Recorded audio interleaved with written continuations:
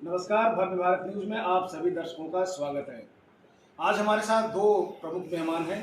पहले आप senior journalist हैं सत्य प्रकाश त्रिपाठी जी। नमस्कार। और त्यागी समाज के आज हमारे साथ सुनील त्यागी जी, जो बहुत ही दुखी हैं।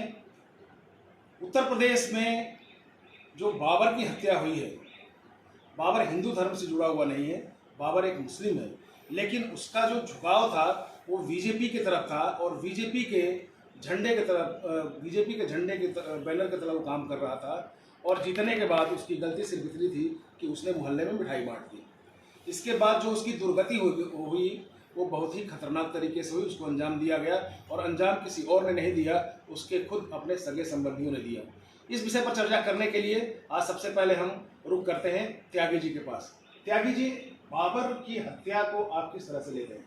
बहुत बहुत धन्यवाद पांडे जी, त्रिपाठी जी।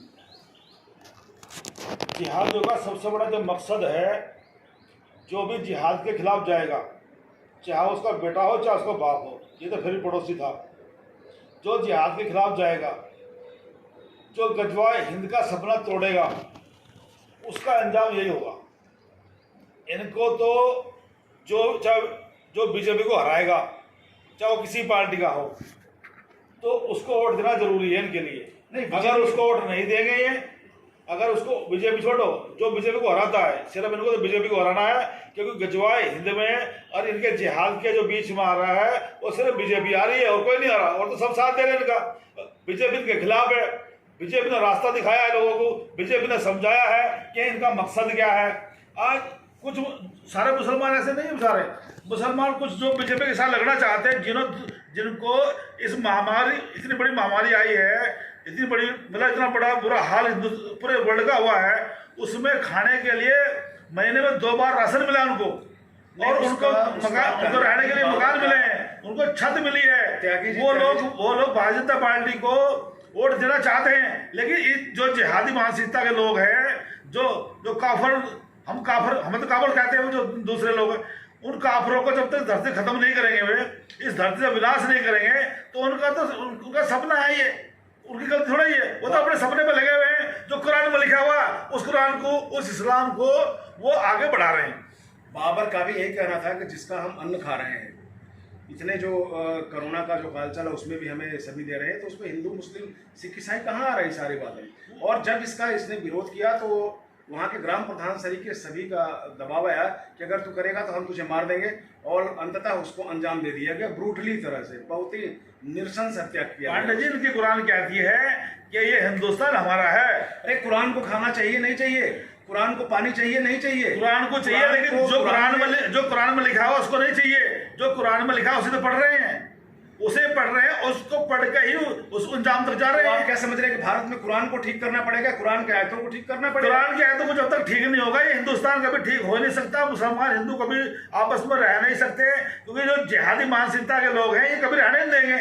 नहीं तो जो पॉलिटिशियन है, इसका मतलब उनकी कमी है, ये उनकी गलती है। बिल्कुल कमी है। भारत का बंटवारा हुआ तो फिर क्यों ये नासूर बच गए? ये नासूर बचाए गए हैं। ये कांग्रेस ने की बहुत बड़ी चाल थी कि एक पाकिस्तान ले लो और पाकिस्तान में बैठ कर हिंदुस्तान को गजवाए हिंद का सपना था, ये तो था ना कि इसको हम कब्जा लेंगे आराम से। नहीं, आज जो भी सो कॉल्ड पार्टियां थी जो भारत की बहुत हिमायती थी कि भारत का जो संविधान है खतरे में पड़ रहा है, भारत का अस्तित्व खतरे में पड़ रहा है, आज कोई बोलने के लिए तैयार। मैं आपसे एक बात कह रहा हूँ, आपके चैनल के माध्यम से, आप जितनी भी पार्टियां हैं, चाहे वो सपा हो, आप सपा से अखिलेश से एक बात पूछो कि भाई जो कुरान है, इस कुरान में से 26 आयत तू हटवा सकता है? आप उसका जवाब पूछ लो, अगर वो हटवा दे तो जो दंड को बता देना मेरे को, अगर हिम्मत बढ़ जाए। 26 आयतों में क्या है? 26 आयत मानवता के विरुद्ध है, टोटल, जो मानवता को इस धरती से खत्म करना चाहती है। आप उनको पढ़ लीजिए। त्रिपाठी जी, आपसे मैं एक सवाल करना चाहूंगा कि 25 तारीख को जिस दिन रिजल्ट डिक्लेयर हुआ और योगी जी दोबारा मुख्यमंत्री बने जी, उस समय एक साजिश का पर्दाफाश हुआ है कि एक साजिश के तहत गवर्नमेंट को बदनाम करने की कोशिश की गई। तो आप उस साजिश में क्या आपको वो आ रही है? नहीं, देखिए, ये जो साजिश हुई है, या आप बाबर की बात कर रहे हैं, जो कुशीनगर में घटना हुई है, इतनी लोग भरसक घटना हुई है, उसका जितनी निंदा की जाए, उसकी जितनी निंदा की जाए वो बहुत ही कम है।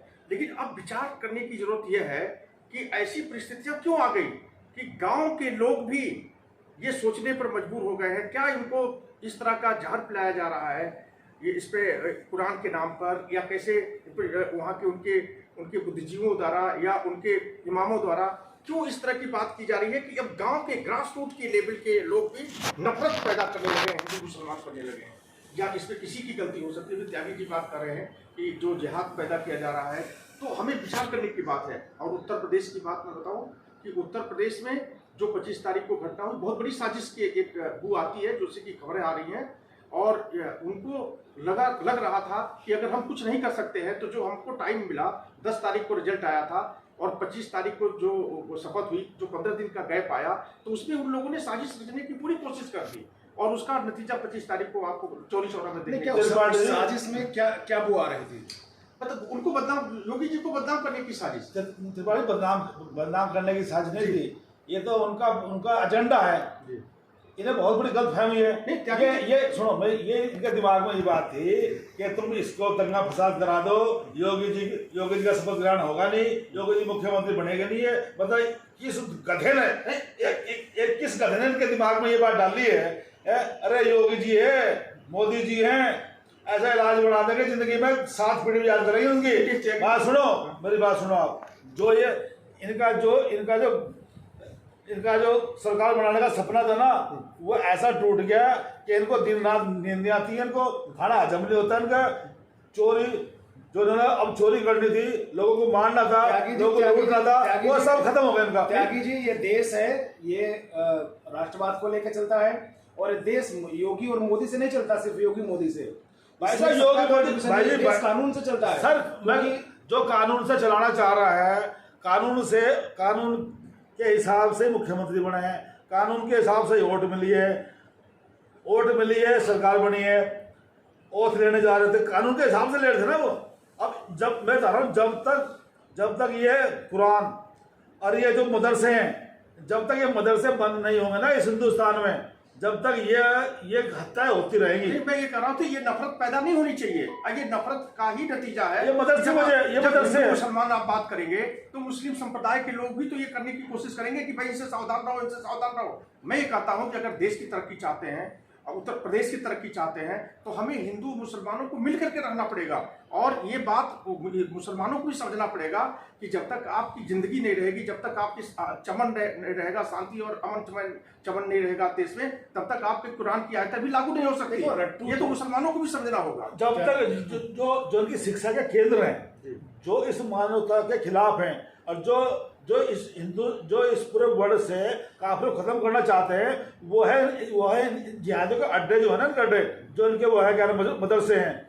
उन मदरसों में इन बच्चों को सिखाया जाता है चीज। जब तक ये मदरसे बंद नहीं होंगे, इन मदरसों की जगह स्कूल नहीं खुलेंगे, स्कूल की पढ़ाई नहीं होंगे। आप मुझे एक चीज बताइए त्रिपाठी जी, देश में सर मुझे एक चीज बताइए आप कि जो मदरसे उसी पे आ रहा हूँ सर, एक मिनट जो मदरसे उसी पे आ रहा हूँ त्यागी जी। देश में दंगा ना हो, देश में इस तरह की हत्या ना हो, इसके लिए क्या करना चाहिए? सरकार को किस रूप में आना सर? सरकार को ही सबसे पहले तो जो ये इनके मदरसे हैं जिसमें गलत पढ़ाई जा रही है, इसको बंद करें।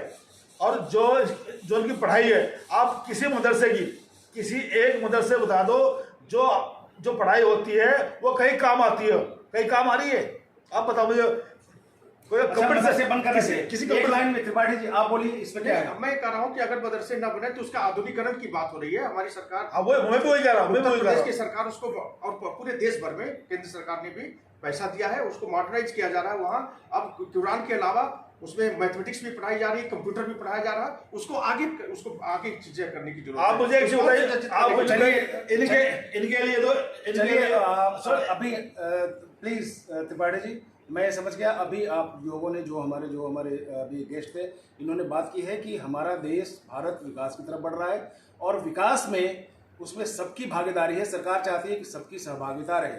आज़ादी के बाद जिस तरह से देश की हालत हुई, उसमें हमें यही पढ़ाया गया था कि हिंदू मुस्लिम सिख ईसाई आपस में है भाई भाई, बीच में विसंगतियां रही। लेकिन अब जब दिखाया जा रहा है सबके लिए एक समान काम किया जा रहा है, एक साथ काम किया जा रहा है, सबका साथ सबके विकास की बात आ रही है, और जब सबकी उसमें भागीदारिता बन रही है तो फिर ये कौन देश के दुश्मन हैं जो सामने आ रहे हैं और इस तरह की दंगे फसाद करने की मंशा बना रहे हैं। ये सोचने की बात है और सरकार इस पे एक्शन ले, और सरकार के साथ साथ जनता को भी सोचना चाहिए कि हम इस तरह की चीज़ों को कैसे रोकें। धन्यवाद।